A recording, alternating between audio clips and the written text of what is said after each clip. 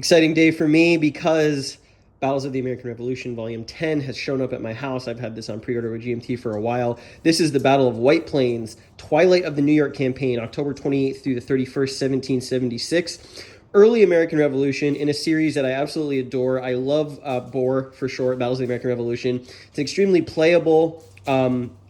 Not a lot of overhead system with a lot of varied games about a lot of very different battles from the American Revolution, some of which contain really unique mechanics. There's a 3-player siege game that's a 2v1 that's really fun.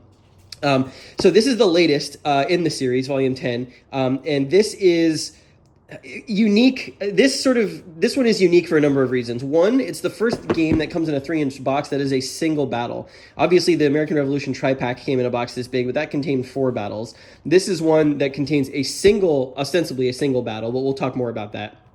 But more importantly, the focus of this is actually alternate history. And while there are at least one historical scenario in here, the Battle of White Plains itself actually never occurred. And what I mean by that is if we look at the back of the box and we look at the history, you can see in late October 1776, 2 enormous armies face each other at White Plains, New York. About 15,000 soldiers apiece. This is the largest concentrations of opposing troops during the entire American Revolution. Basically talks about the 3 scenarios that come in here. So these two sort of huge armies of troops facing off against each other never actually came to open combat between Howe and Washington. And this game asks the question, well, what if they had? What if there was a giant engagement of 15,000 soldiers facing off against 15,000 soldiers in New York in the early Revolution? So the game includes 3 scenarios. The historical fight for Chatterton Hill, an October 31st scenario that explores what might have occurred if Howe had pressed his assault that day as planned, and a 4-day campaign game spanning 42 game turns, beginning with the arrival of the British Army on the field on the morning of October 28th. That makes this game the first, I would classify it as the first monster game in the Battles of the American Revolution series. 42 turns is a ton. That is a huge number of turns, and also a huge number of units that would be squaring off here. And so for that reason alone, I was super interested. You can see 2 to 8 hours. Most of the games in this series are sub 4-hour games.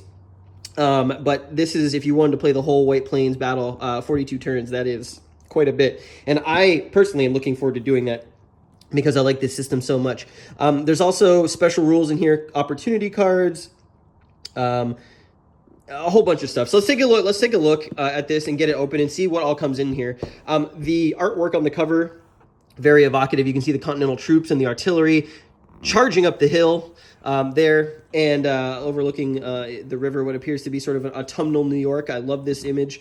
And then the components on the inside of this are usually great quality. So let's pop it open and see what we got in the Battle of White Plains. All right, so we have got the standard series rules. It looks like a new image from the last time I've seen the series rule book, which I believe was the tri-pack. Really nice illustrations here. Again, not a complicated game system. This version is June 2022, so this is going to be the most up-to-date version of the system rules. I don't know what has changed between the tri-pack and Battle of White Plains. Here's the Battle of White Plains exclusive rulebook. This one's a little chunkier. I want to go through this last because I want to see kind of what the scenarios and stuff look like. So we'll put that there. Here is a sheet of errata. Let's see.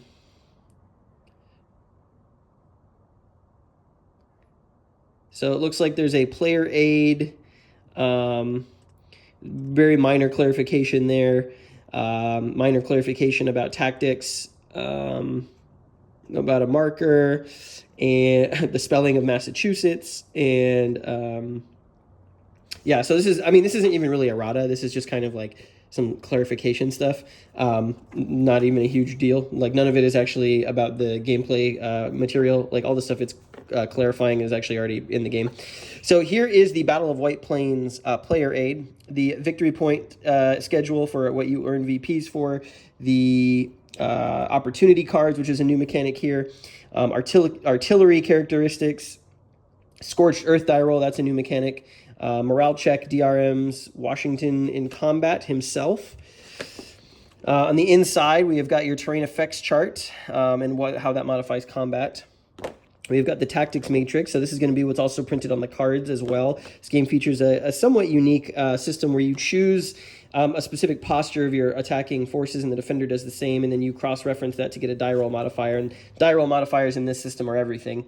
You've got range fire to hit, rifle fire damage, artillery fire damage, howitzer fire damage, which this might be one of the few games that uses howitzers. I don't know that I've seen that in other ones. Amusette fire.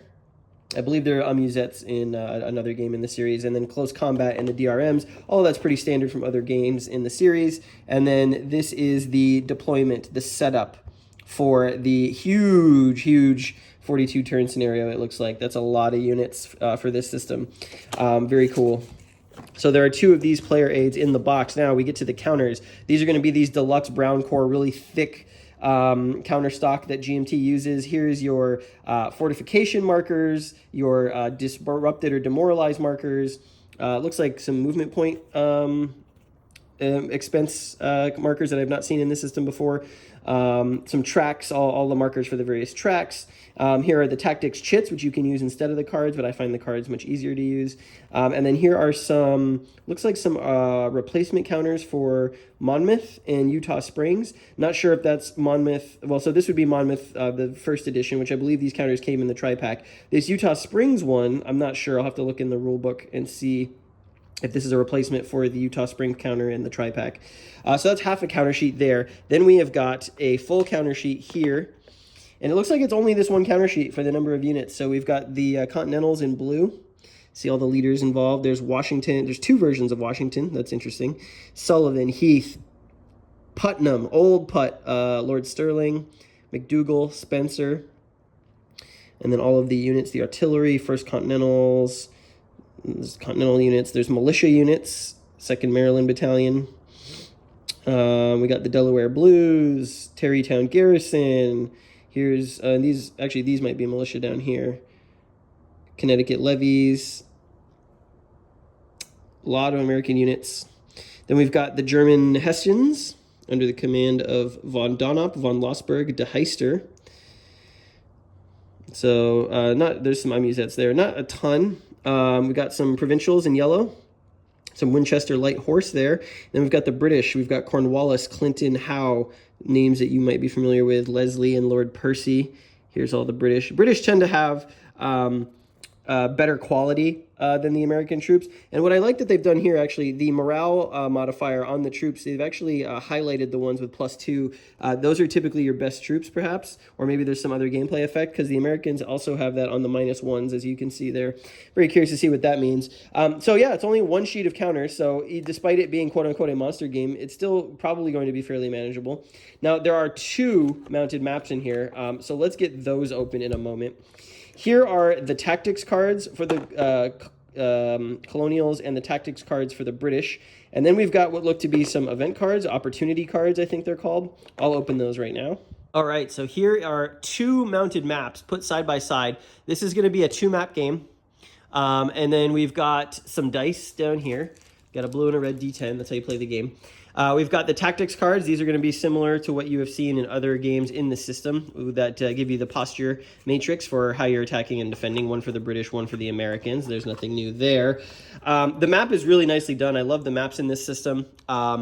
These are oriented vertically, so long edge to long edge. So we're talking about it's either 24 by 32. So we're talking about 48 by 32 to get both maps on the table. Which is not a ton of space necessarily, but it is still pretty large footprint.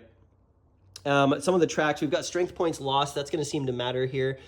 We have got the turn track, all 42 turns there, which is pretty crazy. Some of these have weather printed on them. You can see rain. It looks like the Americans might be forced to sortie on a specific die roll. We have got the fix. It looks like the first turn is a British-only turn. And we've got fixed initiative on some of these turns. Reinforcements that come in. Maybe some of these are various scenarios as well based on the color. So it looks like we might be a scenario where it's just the 28th, just the 29th, possibly just the 30th. I don't know. We'll take a look. But the map is very well done. I love the artwork, the color palette of this series. I love the way that the forests look. You've got stuff, Christopher Yeoman's farm here. Miller's fulling mill. There's like a lot of really nice sort of geography on these maps.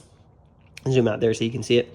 Okay, so let's take a look at these cards. So we've got an opportunity deck for both sides. I don't know how these are incorporated into the gameplay, but they do look, looks like they're made into different decks. Yeah, deck 1, deck 2, deck 3. So maybe at different times during the game, you're going to assemble different decks. But it looks like you're going to be drawing these similar in maybe the way that you did in Savannah, potentially. You can see cancel the effect of one enemy card, counterattack, fighting withdrawal. And this is unit specific, so if that unit is in the game or in the battle, you would play this card. Ends the combat. Redeploy. Remember Gowanus Creek. Give you this DRM when the Maryland Immortals are in play, or you can cancel the Philip the Heister card. So there's just a lot of really interesting effects here that I haven't seen in other games in this series. I'm curious to see how the card play integrates into the game. Take a quick look at the British. Yep, they've got local superiority as well. They've also got counterattack, suppression fire, British artillery, can't be played during rain, parade order, decrease American army morale, unreliable militia. Americans know all about that. Shot and shell. So a lot of artillery effects here. One slow determined charge. Play during a close combat to force an automatic retreat.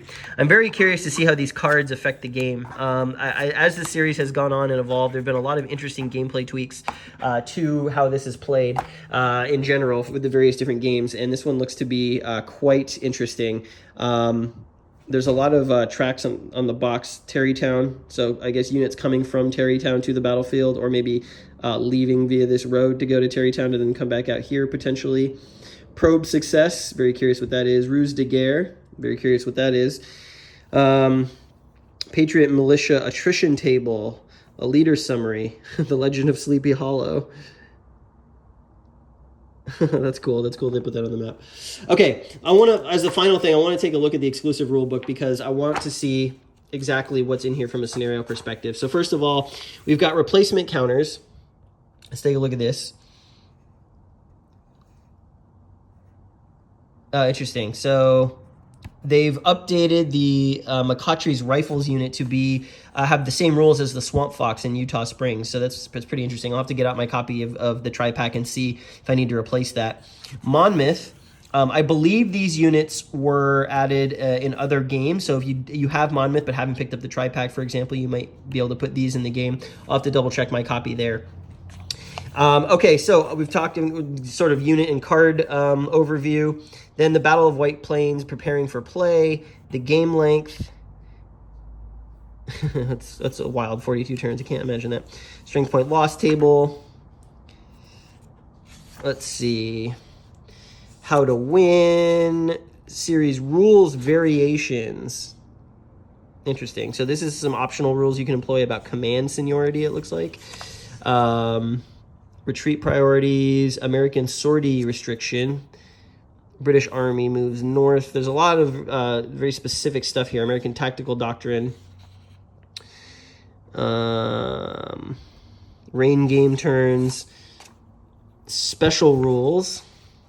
So this is not a small game, right? If you've played this system before, you're going to notice that there's a lot going on here. We're already up to page 10 of game-specific rules. British artillery targeting bonus, screening force movement. So that's what those +2 movement counters were for. Building American field works. Ruse de guerre, well, what that's about. Trick of war. Special units, what they can do. George Washington just talks about why he has 2 counters. Before the game begins, the American must roll a die to see if they get good Washington or less good Washington. That's pretty cool. Amusette. Okay, so 13 and a half pages of game-specific rules. Then we've got the scenarios. So the battle for Chatterton Hill starts on game turn 4 and goes through game turn 8. So this is a short historical 4-turn scenario. And so that's got its own specific stuff. And so it looks like you construct the deck of specific events here. Special scenario rule about Hessian Grenadiers, victory conditions, and then specific rules that are not used in this particular scenario. So that's a small scenario. Then there's the hypothetical. So let me just go back to this real quick. This historical scenario, after the armies squared off against each other in October, it looks like there was a small engagement over the hill, and then both armies dispersed and didn't want to, I guess, gamble all their manpower in one decisive battle. But we've got some hypothetical scenarios. Howe's Grand Assault. This is turn 32 to turn 42, so it's a 10-turn game once all the forces have been assembled, it looks like. And some of the rules that are not used and cards that are not used. Yeah, and then of course, obviously we've got, so these are the two shorter scenarios, it looks like, and then you can also play the whole 42-turn game starting with turn 1. Interesting. This is a really interesting set because it's mostly based around hypothetical rather than actual history, although there is a real actual historical scenario. Designer's notes in here, tons of them. The Battle of White Plains, a little essay by Mark Miklos, the designer. It's a fairly thick book. Order of Battle, so if that's really interesting to you in the colonial period. A lot of research goes into these games as well, and the crew that helps play test and develop this is fairly sizable from what I understand. Counter Manifest. And then we've got the American Ruse de Guerre template. So if you make copies of this page, you can use the Ruse de Guerre rules. So apparently there's some secret die roll and certain things go in certain hexes. That's pretty interesting. And then on the back, we've got the sequence of play. So all in all, a cool package. I'm excited to dig into this. There's a lot here to really explore. And like I said, the system is pretty lightweight and playable. And if you haven't played Battles of the American Revolution, this one is out now and looks to be a very compelling, interesting, variable-sized game with a lot of replayability in it. So looking forward to getting it to the table.